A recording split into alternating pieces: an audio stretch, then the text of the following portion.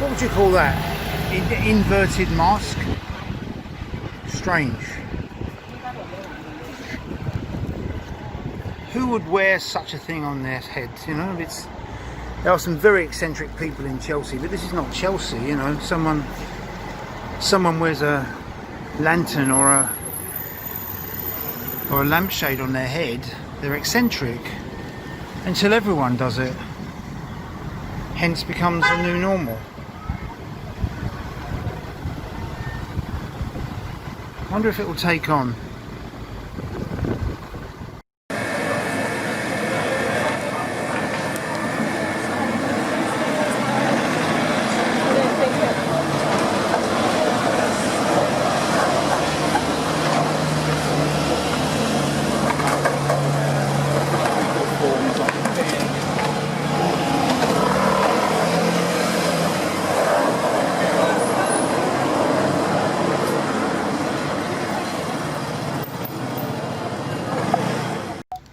Hi from London. I just thought I'd show you these very hardy type of parrots that seem to be breeding in central London now. I forget the name of them. There's a certain very hardy type of parrot that can withstand the sort of colder North European winters, and they seem to be very predominant in St James's Park and also Kensington Gardens. I've just noticed. Every time I come up here, there's more of them. So I think, like a lot of non-indigenous species, they weren't in the UK originally, and you know, I don't know if they've come from a wildlife park or something, and they've mated, and the population's increased. And I think an example of that is a monkjack deer, which is now very, very predominant in Epping Forest. But there are many, many others. I mean, if you look around here, you'll also see. I think it's Egyptian geese, a very unusual looking creature, and again they seem to be on the increase up here, and they're nice looking creatures. But I think the problem with all this, you know, I don't see too many of the London sparrows these days, and it could be because these non-indigenous species, non-native species, get a foothold and outbreed them, you know.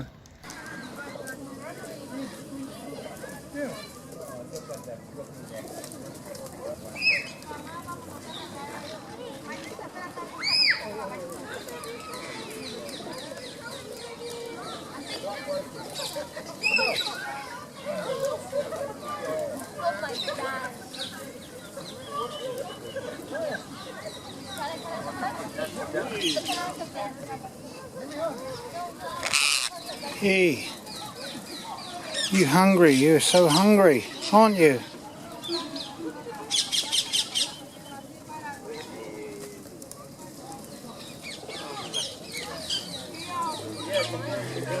They're breeding like crazy, huh? You know what? The sad thing is, they might be destroying the indigenous species. They probably escaped from a country park somewhere and they've heard the mating cry and then they're bred. No, they escaped from a film set in the 50s. Oh, really? Yeah, that's what it was. Fascinating. In Elstree Studios, I think. I remember my grandfather telling me after the Crystal Palace burnt down, there was budgies everywhere. Yeah. But the English winters at the time were very cold and they couldn't survive it, you know. Well, yeah. But I think these hibernate inside the trees. yeah, they're very hardy type. Yeah, amazing. Oh, God. They're vicious when they're hungry, though. I can imagine. So a hungry man is an angry man, as I say. You want some, Karim? Oh, thanks, man.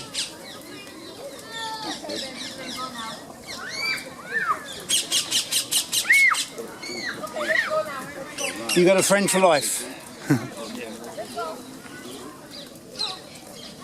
Yes, it was very funny. George, yes, it was very funny. They were starving to death, so I got the box in here, they stood in here, and they can't get into it, and they're picking it like that, and they go underneath and look for it. Yeah, and they're moving underneath, going everywhere. Yeah. Yeah, really, really nice. Not too far. Is your accent South African? Huh? Yeah, South African? No. No, I wasn't too sure. Your accent. Do you want? No, it's okay, thank you. Go put on. No, I've got my camera at the moment. No, I've got my camera at the moment. Thanks. Yeah, thanks anyway. Yeah. Cheers. Anyway. He's Croatian. Oh, Croatian. I wasn't too sure. I'm not good at accents. Some people say I'm Australian when they're doing this country. I did detect a bit of that. I think it's good English. The Australian accent comes from the east end of London, and it's been suspected of me as well in the past. Does it really? And I'm from Essex. Yeah, but a lot of the accent is just slightly sort of modified a bit like that, Bruce, when you talk about it. But if you listen to it, it's almost East London, as in the Cockney, you know. Especially Tanzania, I think some of the islands are penal colonies, you know.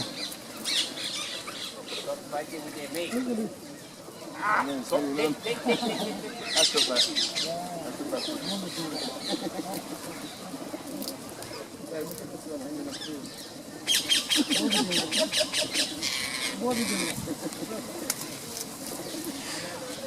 Stop breeding, you guys. Stop breeding.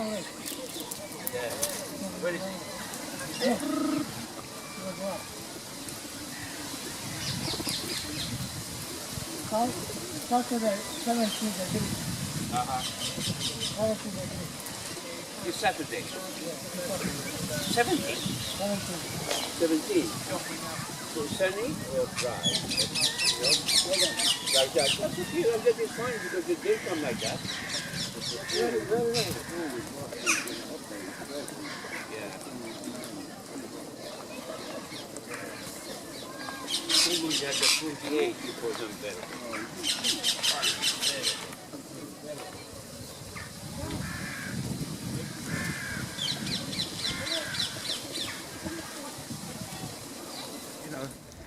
So they are all around, but they seem to be very, very happy here. Plenty of tourists giving them breadcrumbs, etc. And I just thought I'd like to show you my new house. There it is, my new house. There it is. There it is. That's my new place. You're welcome if you're in London. I'll take you around. It's the biggest council house in the country. And just let me know when you're coming. You know, I might be a little bit occupied.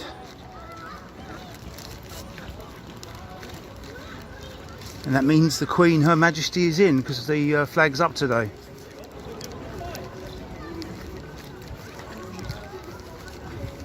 Changing the guard, I think, is at 10 o'clock every morning.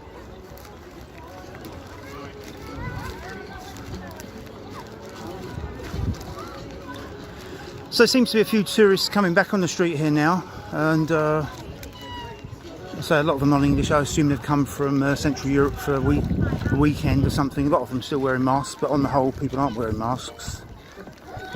That's St James's Park over there. So it is. Welcome to my new house. You're welcome if you're in town.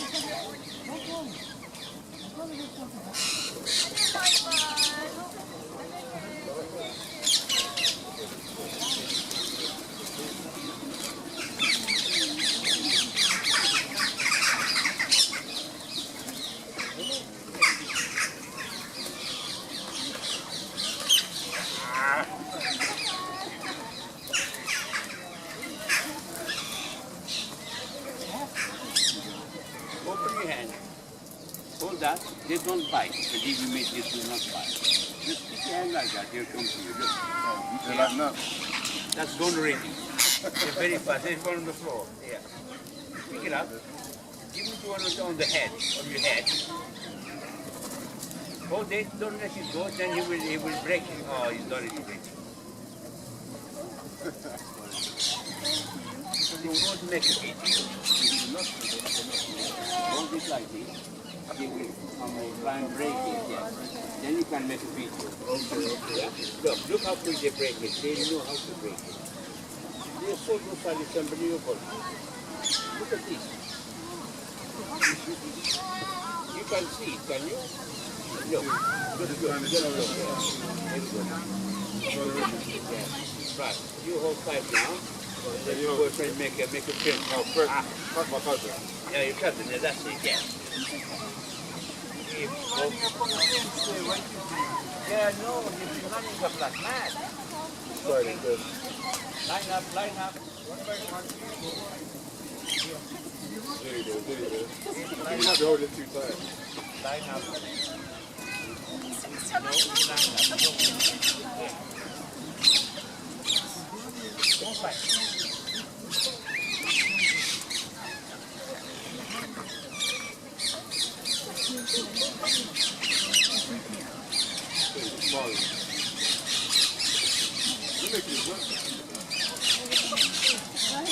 He's got it.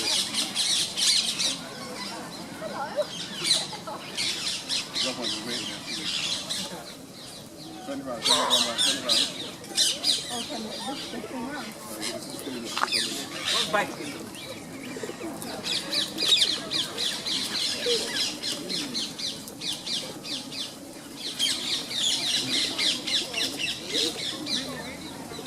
This one likes you. Any idea what the movie was that they escaped from? The African Queen. The African Queen. Oh, Humphrey Bogart. Humphrey Bogart. I saw it. Yeah, great movie. That's the one, yeah. What was that film? At Elstree or Pinewood? Bournemouth. Bournemouth. Wow, and that's a true story. Yeah. There you are, everyone. They escaped from a film set. My God. On Wikipedia, there's a myth that says Jimi Hendrix had two in the 60s. Really? Jimi Hendrix. Wow. My God. That's a mythy one, though. Right. Yeah. God. Every time I come down here, there's just more of them. You know. It's, You've seen it yesterday, Mark. well, God. Yeah.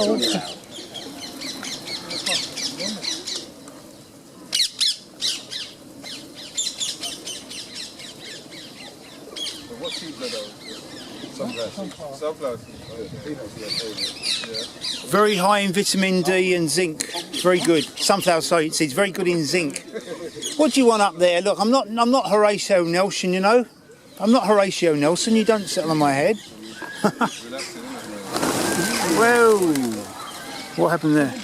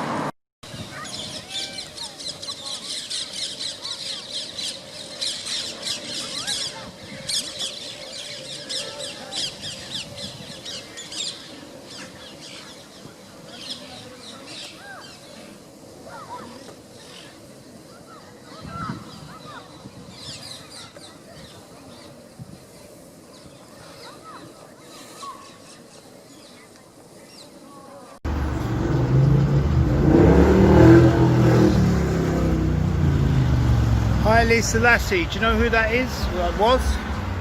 Haile Selassie is the leader or the founder of Rastafarians. So if I ever decide to convert to Rastafarianism, I know where to come.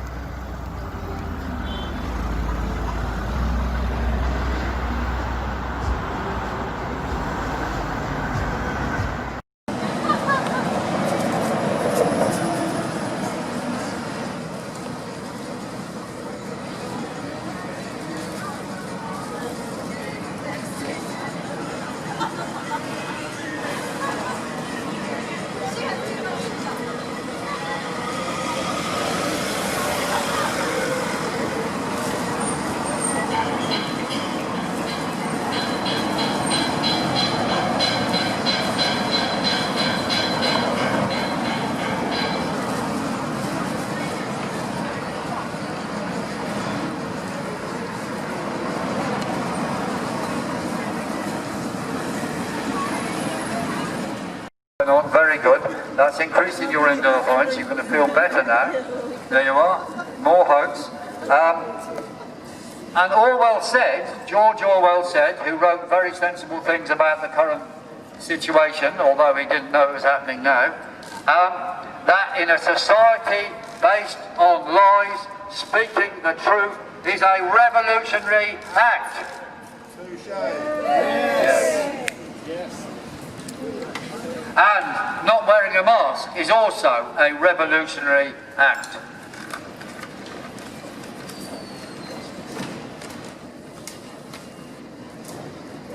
Now, the important things we know happening right now is the government are increasing powers over us. They're getting rid of Public Health England and making it into the National Health Protection Agency, so that you have to know that you've got to be protected. Me again. Yeah, I didn't want to speak again, but just walking around here today, I see things are livening up a bit, but I didn't really want to talk about the virus today, but a girl, a young girl, she must be in her 20s, early 30s, come up to me and said, is she okay to come out without a mask now? She actually asked me, she could see I was talking about masks. And I said, yeah, of course it is. And I told her, mental health difficulties, mental health problems are being exacerbated by this problem. She's not alone. And just to say, wherever you are watching this, if you're feeling kind of strange or isolated or sensory deprived, you're not alone, because this is common now, I think, across the world. They've tried to turn this sort of lockdown into a normal situation, and I think I mentioned before, isolation is never normal. It's an oxymoron. Social distancing is not social. Social distancing is isolation, and isolation can never be normal. But I was just taken back a bit by what she said to me about is it okay to come out, and then she started talking about someone pointing a gun at her head, and what she meant by that was this visiting a doctor's surgery, the gun, the temperature check they do. I said, you don't have to have it at your head. You can point to the radial ulna, the wrist, or you can have a temperature under the arm and add a degree, axilla. You can do that. This is frightening, and will continue to frighten a lot of people. Particularly people who believe the state.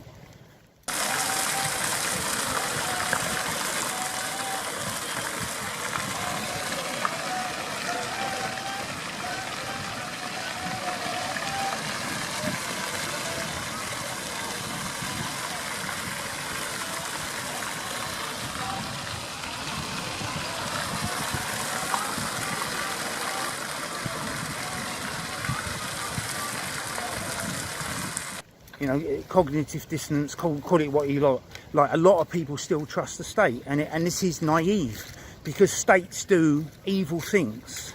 States do unbelievable things. Don't underestimate what the state do, particularly dystopian, totalitarian regimes. So yeah, I was just a little bit taken aback by that, and I hope she's okay. And but she was obviously quite distressed. She used the term PTSD, and again, that's another common outcome of this virus. The the physical effects of it, the mental effects. It's put a lot of people into a certain mental state, this virus epidemic shit, you know. And Boris is playing up to it. He's deliberately gone to Scotland and obviously got the paparazzi to go with him to make it seem that Boris is living a high life outside in a tent. You know, it's all stage managed. He's got the best advisors. You know, it's meant to keep up the status quo and to continue to convince the gullible among us, of which there are millions. You know. But yeah, I just want to say that wherever you are, you're not alone. There's a massive demonstration in London next Saturday. We hope we've got some good doctors and nurses coming to speak. And the movement, you know, people are changing quite rapidly now. They're realising, you know, the government might be able to give them a few nice little meals now and again, you know, £10 off, you know, we'll come out like vultures, sit in a restaurant. Oh, this is lovely, this. That's ending next week, and all that money's got to be paid back anyway. So that's only a temporary thing. So anyway, I just thought I'd mention that. Take care.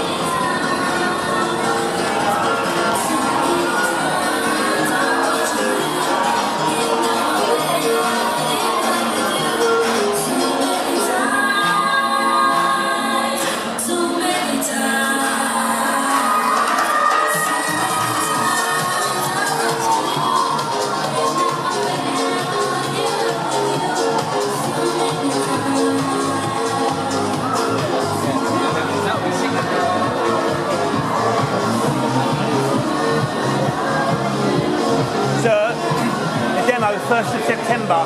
Yeah, I'll be here for that, yeah. Heard Piers Corbyn speak this morning. Good speech outside the Sage office. It was okay. Very brave man, really, you know. Prime Minister. Jeremy's never there, though, you know. It's too much for him, yeah. Yeah, we have actions for 10 days, so the first one's just the march. Right. We have stuff happening till the 9th of September. Right. It's all good stuff, yeah. I feel better in myself by just eating vegetables, you know, and I come from a family of bushers as well, you know, so yeah. See you on the 1st. I always come down here for music. There's always a vibrant...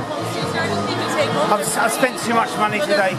Oh, really? I tell you what, next time, because I'm a bit low, I'm going to come down here tomorrow. Next time, yeah. Great stuff. Carry on. See you on the 1st. Fantastic.